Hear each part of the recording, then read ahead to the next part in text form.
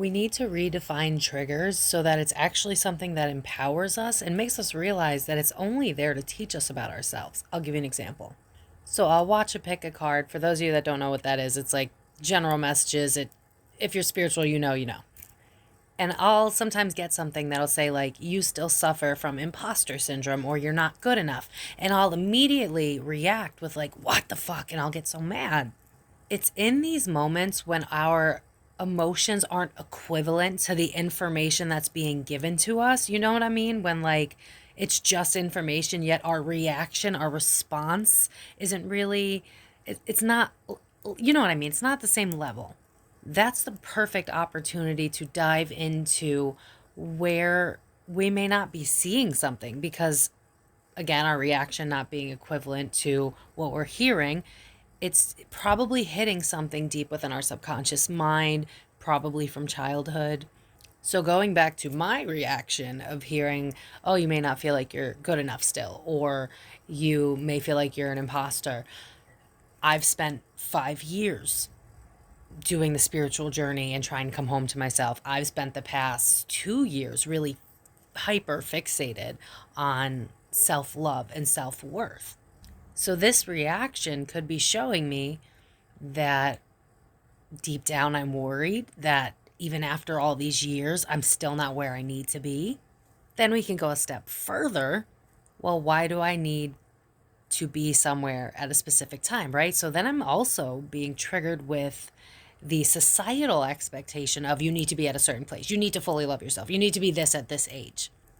Another example of what could be hitting within me, maybe this is a wound where maybe what I did was never good enough for my parents. And so it's reflecting back at me that there's still something to be dealt with when it comes to feeling pressure to be where I am in life and getting triggered by you still feel like you're not enough. That could be subconsciously hitting the wound that makes me feel like I'm not enough to begin with, right?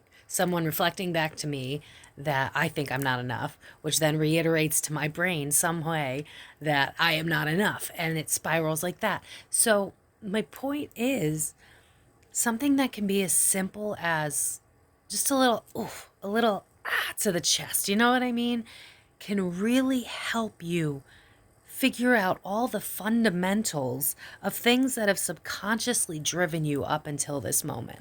So every time someone hurts us a little bit with their words, it's not really them, it's something buried within us that's giving us an opportunity to learn about ourselves and go, now that I'm mindful and coherent and aware, I can transmute this energy, learn this about myself, and then evolve so that it's no longer a trigger within me. And then I can enjoy my life more, be more present.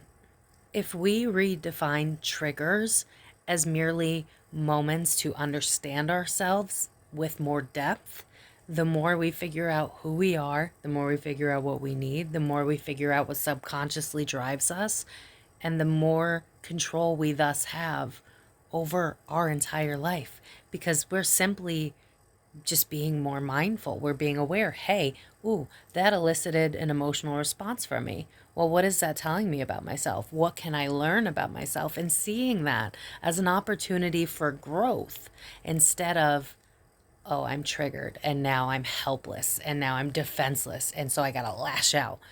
It was never about them, it was always about you.